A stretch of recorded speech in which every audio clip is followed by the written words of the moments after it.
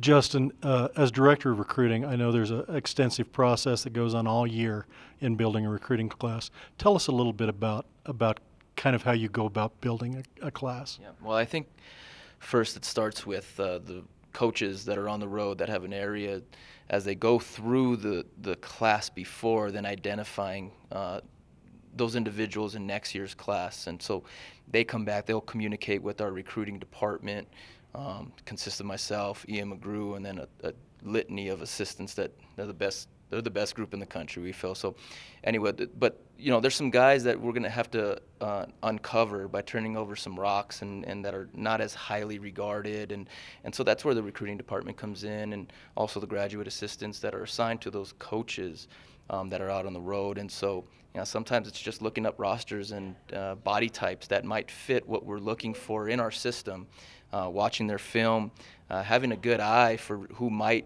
can potentially develop into a player their senior year. And that's one of Coach's big things, is that we're not going to make a decision on a guy in his junior year. And so if he's not up quite to the level or to the bar yet as his junior year progresses, we'll be patient with that individual and watch him through his senior year, a camp of his junior year. And so it's a longer process, but that's kind of the genesis of the process. There's identifying guys and be patient with them and trying to get some in-person evaluations and watching their film throughout their senior year. It really is a team effort too, isn't it? I mean, I know there's a lot of discussions. You coordinate a lot of the travel for the coaches, but when they're out on the road, you guys have a lot of conversations about how visits went, who maybe you're looking at next. It really is a total team effort in building a class like this, isn't it? Right, and to not give any false pretenses, and so coaches will call Ian, and coaches will call each other, and so there's a lot of communication. We bank on the fact that we communicate very well, and we, like I said, we'll uncover some guys underneath some rocks, and so it's imperative that the coaches then communicate with each other along with ourselves, so then we could get that communicated to Coach Bull as well. So then if he needs to watch some film of a guy that he hasn't seen yet, then we can get that done. So a good amount of teamwork happening there.